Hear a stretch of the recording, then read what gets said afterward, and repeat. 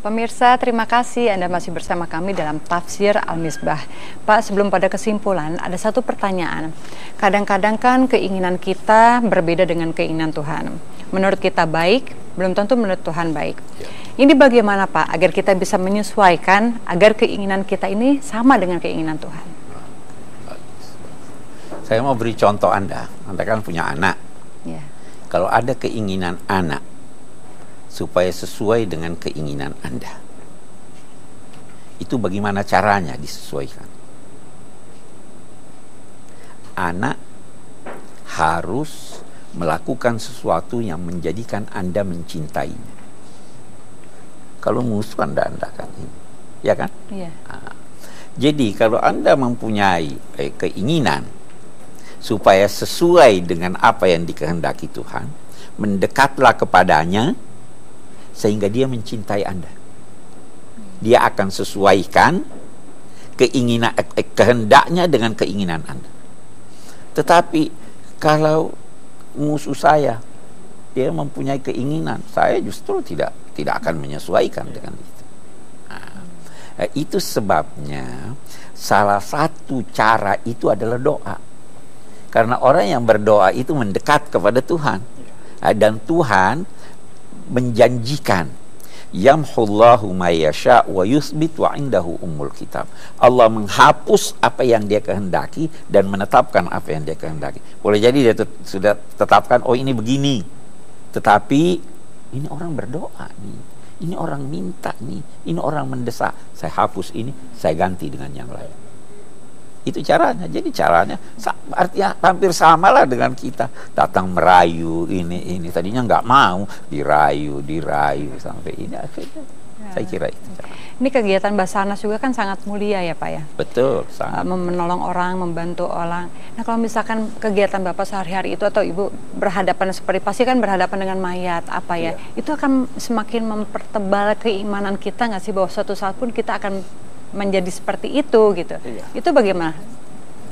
Memang kalau pada saat kita kena musibah, melakukan evakuasi kata gitu ya Mbak ya.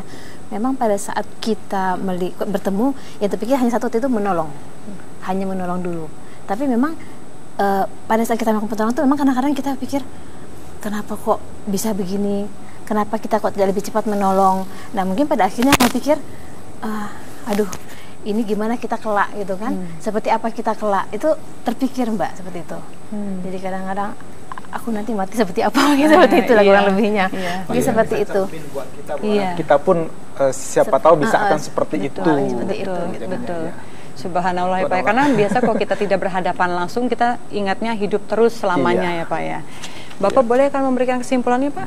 Betul. Jadi dan Anda harus ingat bahwa Allah akan membantu seseorang yang menolong orang lain. Amin. Kalau itu udah, karena tidak mustahil apa yang dialami oleh orang yang Anda tolong itu terjadi pada Anda. Nah, ketika itu yang membantu Anda adalah Allah. Baik, kita lihat kesimpulannya dari buku Al-Lubab ini yang merupakan kesimpulan dari Al-Misbah. Kita ayat 42 hingga 49. 42 hingga 49. Oke, 42 dan 49. Allah mengatur ketetapannya sehingga segala sesuatu yang diaturnya pasti terjadi. Allah merancang dan mengatur rincian perang Badar secara khusus ini untuk membuktikan kuasanya dan mewujudkan kehendaknya menyebarkan agama Islam. Yang ketiga, mimpi adalah salah satu cara Allah memberi informasi kepada Nabi dan hamba-hamba pilihannya. Salah satu caranya memberi informasi.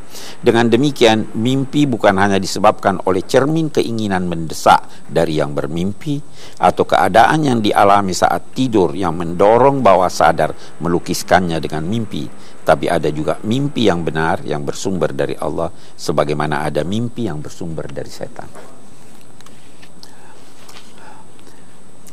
Keinginan atau semangat dan kepercayaan yang kuat dapat mempengaruhi fisik termasuk panca indera, sehingga menampilkan sesuatu yang bukan kenyataan sebenarnya.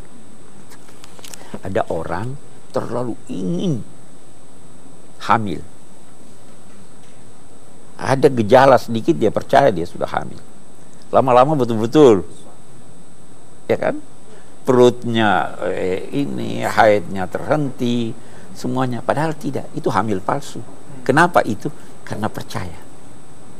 Jadi kepercayaan itu bisa memberi pengaruh pada fisik termasuk. Menyebut-nyebut dan mengingat Allah dalam kesulitan, termasuk dalam perang atau dalam tugas-tugas saudara-saudara ini, bukan saja menghasilkan ketenangan hati, semangat dan keberanian, tapi juga mengundang datangnya pertolongan Allah. Perbedaan pendapat yang mengakibatkan perselisihan, melemahkan barisan, dan mengakibatkan kekalahan dalam perjuangan. Perbedaan pendapat yang mengakibatkan perselisihan. Itu ayat kita itu berkata tadi. Keangkuhan, kebanggaan dengan materi yang dimiliki, hiasan duniawi atau peralatan dan senjata, tidak sejalan dengan tuntunan Allah, lebih-lebih dalam perang. Karena hal tersebut antara lain mengundang pelecehan dan menganggap enteng lawan. Jangan angkuh dengan senjata Anda. Jangan angkuh dengan pengetahuan Anda. Itu, oh ini gampang ini. Jangan. Baru, 6 kewajiban dibebankan Allah atas orang-orang yang beriman dalam rangka menyukseskan perjuangan mereka. Apapun perjuangan itu. Yang pertama, konsistensi, mantap, tidak ragu. Yang kedua, banyak berzikir, ingat Allah. Yang ketiga, taat kepada Allah atau pimpinan. Yang keempat, bersatu padu, tidak berselisih. Yang kelima, tidak angkuh dan mencari muka. Dan tidak membendung jalan kebaikan. Itu Anda berhasil dalam, insya Allah. Saya kira itu kesimpulan. Semoga yang 6 itu dimiliki oleh kita semua ya. Amin. Maju terus untuk Basarnas. Semoga diberikan kekuatan oleh Allah sehingga dapat membantu orang lebih banyak lagi. Terima kasih Mbak Ina. Makasih juga Pak sudah menerima kami di sini pada pagi hari ini. Sering-sering aja datang. Terima kasih pemirsa atas kebersamaan kami. Insya Allah kita akan berjumpa lagi besok di waktu yang sama. Dan tentunya semoga kita semua mendapatkan hikmah dari apa yang sudah diuraikan oleh Pak Quraish pada pagi hari ini. Wabillahi taufiq wal hidayah. Wassalamualaikum warahmatullahi wabarakatuh.